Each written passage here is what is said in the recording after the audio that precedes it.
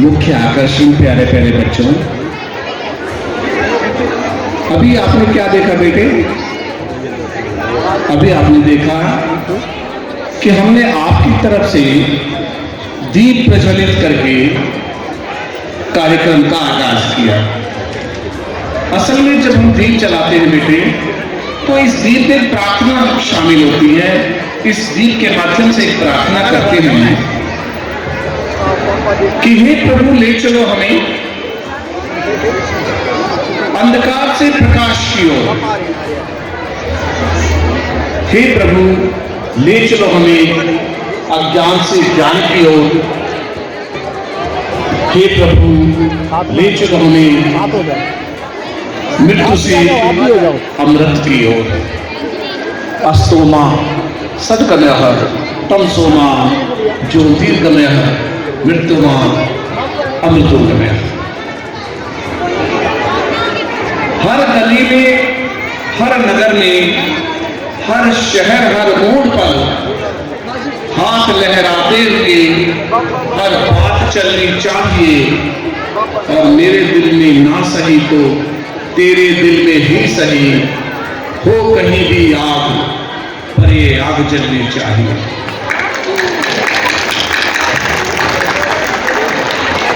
ये आग अनवरत जलनी चाहिए, सतत जलनी चाहिए, क्योंकि इस कॉलोनी में जहां की चुनौतियां हैं, जो अपने संसाधनों के साथ, गिने चुने संसाधनों के साथ शिक्षा दे रहा है, उस क्षेत्र के लोगों को शिक्षा दे रहा है जहां पर उतनी बड़ी बड़ी फीसेस नहीं है। लेकिन इसके बावजूद भी एक बात मैं यहाँ के टीचर्स को कहना चाहता हूँ, यहाँ के विद्यालय प्रशासन को कहना चाहता हूँ, यहाँ के पेरेंट्स को कहना चाहता हूँ कि ये माना कि हर रात दिए पर भारी रही, ये माना कि हर रात दिए पर भारी रही, लेकिन रोशनी के लिए फिर भी उसकी जंग जारी रही। तो है एक चिंगारी कहीं से ढूंढ लाओ दोस्तों, अरे इस दिए में तेल से भीगी हुई बाती तो है। ये विद्यालय अपना प्रयत्न कर रहा है। अब आवश्यकता क्या है? आवश्यकता है माता पिता को ये समझने की। आप ध्यान से सोचें तो आपके लिए सबसे अनमोल क्या है? आपका बच्चा, यही ना? आपके लिए सबसे अनमोल क्या चीज है? आपका बच्चा।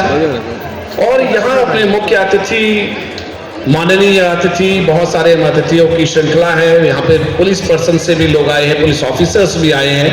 उनकी मौजूदगी में मैं बताना चाहता हूँ कि हमारे लिए भी सबसे अनमोल आपका बच्चा है, क्योंकि आपका बच्चा हमारी रोजी रोटी है।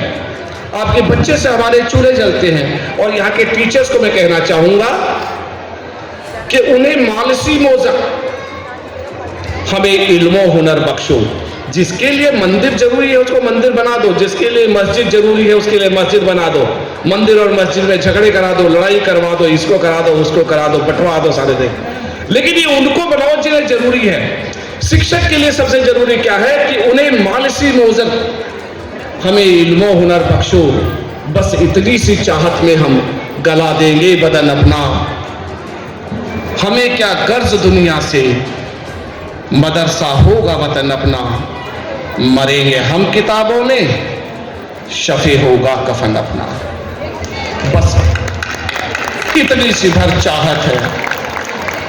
और माता पिता से भी मैं एक रिक्वेस्ट करना चाहता हूं कि ये टीचर्स अपना प्रयास कर रहे हैं, विद्यालय प्रशासन अपना प्रयास कर रहा है, लेकिन आपका भी उतना ही सहयोग जरूरी है। देखिए, सभी के खिलाए खिलती है चमन में कलियां, तुम ही तुम हो तो क्या तुम हो, हम ही हम हैं तो क्या हम हैं। दोनों का सहयोग चाहिए। और प्यारे बच्चों, आपसे मैं एक बात कहना चाहता हूं कि ये सर कौरव पांडव का युद्ध चल रहा था। सतपाल सर और हमारे सारे अतिथि जनाब सुनेंगे मुझे कि एक तरफ कौरव, एक तरफ पांडव पक्ष, दोनों सेनाएं आमने सामने सज रही थी कि अचानक अर्जुन ने अपने सारथी से कहा कि केशव, मेरे रथ को पितामह के रथ के पास ले चलो। आप जानते हैं केशव भगवान कृष्ण अर्जुन के सारथी थे। उन्होंने कहा कि ये कौन सा समय है, अभी बिगुल बजते ही दोनों सेनाएं आक्रमण का आगाज होगा और दोनों एक दूसरे की पर टूट पड़ेगी, इसलिए ये उचित समय नहीं है। उन्हें कहा मैं उचित अनुचित कुछ नहीं जानता, मैं सिर्फ एक बात जानता हूं कि युद्ध के प्रारंभ से पूर्व मुझे पितामह के पास जाना है तो जाना है। अंततः रथ को हाँक दिया गया पितामह के रथ के पास। रथ पितामह के रथ के पास जाके खड़ा हो गया। अर्जुन ने अपने तरकस से एक बाण निकाला, उसे गांडीव की प्रतिज्ञा पर चढ़ाया और पितामह की ओर छोड़ दिया। बाण ने रथ की परिक्रमा करी और पितामह के चरणों में आके गिर गया। सब बच्चे सुन रहे ना? सब तक मेरी आवाज जा रही कि नहीं जा रही? ठीक है। अब बारी पितामह की थी। पितामह ने अपने तरकस से एक बाण निकाला, अपने धनुष की प्रत्यंचा पर चढ़ाया, उसे अर्जुन की तरफ छोड़ दिया। एक बाण अनगिनत बाणों में परिवर्तित हुआ, रक्षा कवच की तरह से उनके रथ पर ठा गया।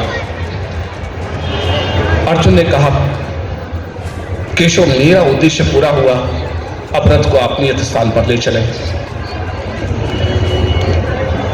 यह सारा प्रकरण दुर्योधन देख रहा था। दुर्योधन पितामह के पास आया, बोला जी बात सुनो, लड़ तो आप मेरी तरफ से रहे हो ना, भाई प्रधान सेनापति तो हमारे हो ना, और विजय भवकाशी उसने दिन लग रहे हो।